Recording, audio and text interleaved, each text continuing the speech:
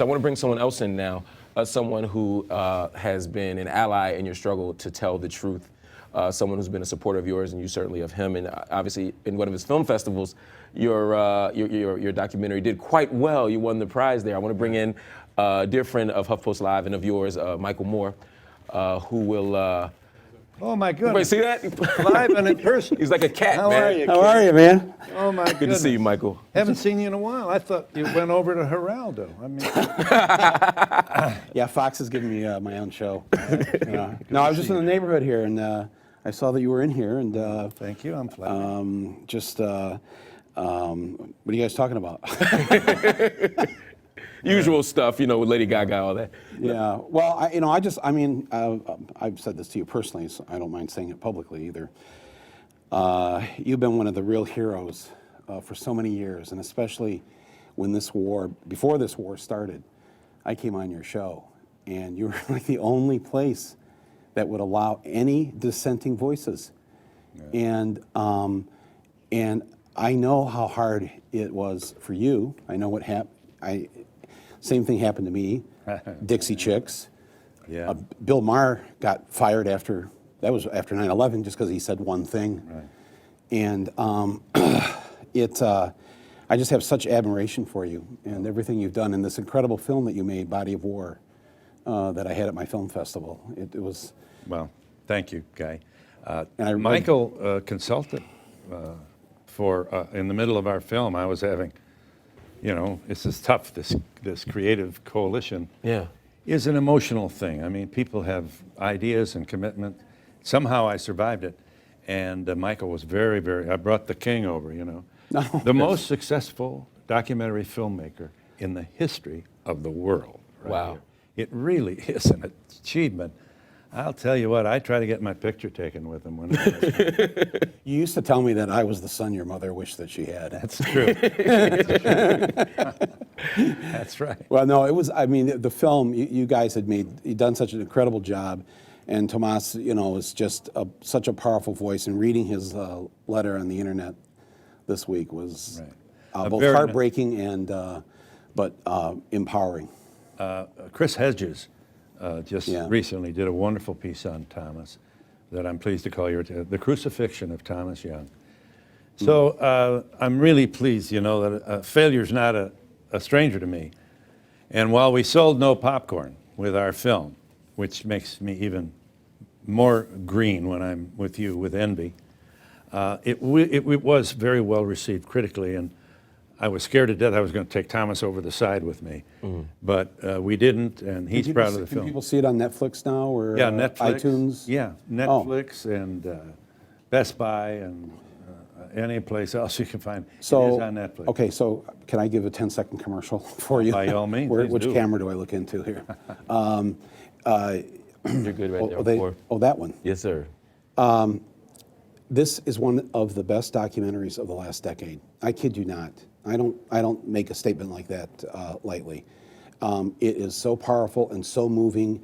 If you have not seen it, I highly encourage you to rent this film or get it off iTunes or where else do you say? Best Buy. Netflix. Yeah. Netflix. If you already have Netflix, I think Amazon too. Amazon. Just please watch this film. You'll just be profoundly moved, and I can't thank you enough for making it because the history of this era, which obviously hasn't been written yet, and the Wolfowitzes and the Rumsfelds and the Cheneys are doing their best to revise it.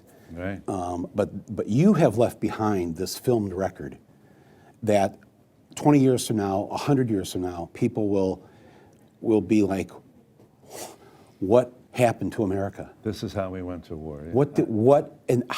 How did they let a man get away with lying us into a war, and then reelected him, and he faces no inquiry, no criminal action, nothing.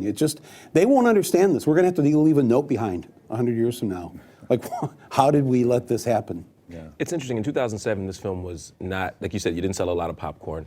In 2013 now, there's a lot more interest in this type of genre. There's a lot more of a general understanding of what happened, at least to the extent that we say, look, this was wrong, there were lies being told. Right. Will the final story be told that this was ultimately a lie? Will the final story, will the final verdict on the Bush administration be that they put us and soldiers in harm's way? Well, I think the majority of the American people realize now that it was a lie. That Saddam Hussein didn't knock the towers down, Saddam Hussein had no weapons of mass destruction, and Saddam Hussein was never a threat to this country. Our problem now is we have a significant number of Americans who just emotionally are not capable of believing this. And some of those people are aggressive in their effort to prove that somehow this was something that nobody else realized except the powers, and someday we're going to understand that Bush was a hero. I guess it's human nature. But it is true, this is not a take your girl to the movie. And we had... well, it is if you want to make sure that's the girl you want to be with. Well, that's a good point. If she really gets the movie like you get it, right. then well, maybe you should make future right. plans. Right. Ellen and I, Landmark Theaters, no distributor would take our film. Landmark Theaters rolled it out, which I'm learning movie lingo, which means they showed it in large theaters in large cities. Mm-hmm. And Ellen and I would do a Q&A afterward, and it was advertised, Phil Donahue and Ellen. And the place would be jammed. I mean, I thought I was Fellini. And the next night, there were 7 people in the theater. Wow. I ran out of money. I didn't have the money to do the full-page ads and so now you understand how really admiring I am of Michael, who has made hugely important subjects into films that people, I mean, around the block, around the world, people stood in line for this guy's films. Yeah.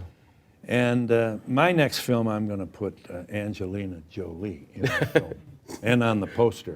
Oh, you'll be good then. Right, and then I'm going to invite. Are you saying that? So the reason that my films have been successful, that I'm sort of the Angelina Jolie of my movies, is that the point you're making? You're sort of the sex symbol of the doc genre. Yeah, I'm trying to figure out where the. Absent your talent, I need a gimmick of some kind. Maybe Lady Gaga. But it's true. It is true. There's nothing about the films he's done. Bowling for Columbine just blew me away. I'll never forget it. And that's just one. Roger and Me. I mean, Sicko.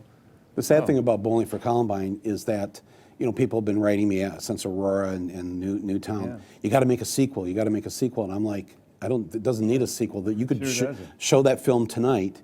In fact, actually, there's Move On and a bunch of progressive groups on Saturday night are having house parties, thousands of them across the country, where they're going to show Bowling for Columbine. Netflix is making it available. And it will be as if the film was just made 2 months ago. Right. Nothing has changed. Nothing. Nothing at all. And it will only continue to get worse. Right. And that's what makes you two so brave. And that's why, you are being incredibly humble right now, Phil. And Michael's always very humble when he talks about this stuff. But you all are not just truth tellers. You all are taking extraordinary professional and financial risks. I remember, do we have this clip of Michael at the Oscars when he gives this speech just a few days into the Iraq War, when he won an Oscar for Bowling for Columbine, and he started to talk. Can we show that? You just automatically have that on a reel? I keep that here. We live in a time where we have a man sending us to war for fictitious reasons. We are against this war, Mr. Bush. Shame on you, Mr. Bush. Shame on you. And anytime you've got the Pope and the Dixie Chicks against you, your time is up. Thank you very much. Look at this. That's power, man. When the orchestra blows I've been booed, and I've spoken to a lot of empty. Wow. It is a true fact that for a long time, this man was the most hated human being in the Bush White House. Yeah. I know that for a fact. And I remember calling him and I say, how come you and not me? I was jealous of the I would have gladly handed you the baton because it wasn't a pleasant time. Oh, but Glenn Beck. You want to talk about that? Well, no, I don't mind. I talked about it in my book. Yeah, that's fine. He went on the air and said, I think I could kill Michael Moore. I think I could actually do it, and I think Jesus would be okay with this. Wow. That's on tape. We went out live on the air, and he pondered it. He sort of thought it all out for like the next minute or so, and look, I mean, you have a few deranged people. They watch something like that, and you have to now take precautions. So it's a lousy way to live, but at least I get to keep making my movies. It didn't. What happened to the Dixie Chicks didn't happen to me. I just feel so bad about that. But that really shows you the immense power of the military-industrial complex. Oh, you kidding? That you understand. Maybe young people don't know this or are watching, but the Dixie Chicks were the #1 country pop group in the country. Yes. Yeah. #1, millions of records, and they shut them down in a month. Every radio station boycotted their songs. They wouldn't play them. Within the year, I mean, they were able to do one more album, which was a great album. But I just feel so bad for the people like that.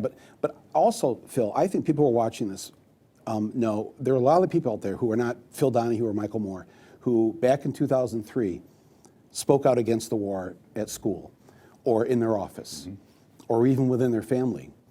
And they were ostracized. Yes. They were called anti-American. You were made to feel completely lonely if you had this position. And a lot of people know this feeling. They don't have the life of the Dixie Chicks, but in their own private life, they were like the only person at the dinner table, Right. saying that this is wrong. And my hat is off to all of you who did that, who hung in there, because, and this is the great thing about this country, eventually people will come along once they learn the truth. Once they have the truth, once they're raised out of ignorance, they will do the right thing. Sadly, we're just a nation of slow learners. Yes. It takes us a while. And we've already lost 4,500. It's interesting. In Iraq, we don't know quite how many Iraqis are dead. Yeah, right. We're we know right down to the last man. Hooray for that. I'm glad we do. But it's a sign of our jingoism, our chauvinism, our exceptionalism, that we really don't know 4 million refugees. You have people living under rocks. By the way, Michael mentioned that his movie is still out there, Tap Dancing, and it's fabulous. If I just may get in here, Peace Action, Matthew Albrecht is doing a great job. He's showing in homes and wherever they can find a venue, maybe a community center. And Body of War? Oh, Body of War is Good. playing the Great Neck Arts Festival in Great Neck, New York, Long Island, on April 9th. So we'll make sure. Thank you for the plug, and I'll be looking for you. I want to thank you for coming. I want to thank you for being here, Michael, as well. You two are two of the most important truth tellers that our nation has seen, that our generation, in fact, has seen. And I want to thank you for continuing to be fearless in telling the truth. And I know that history will prove you both right and vindicate you in all the work that you've done. It's an absolute pleasure. And I want to see you back on the air. I don't care how retired or how old you are. He's never retired. Seriously, I mean, you need to be back on TV. Why don't you two need to do a show together, actually. Is the caller there? Yeah, we ought to be able to do something. Actually, why don't you take the rest of the afternoon off, and Phil and I will just... Say no more. Say no more. That's how we're going to end it right now. Here at HuffPost Live for the rest of the day, we got Michael Moore and Phil Donahue. Stay here.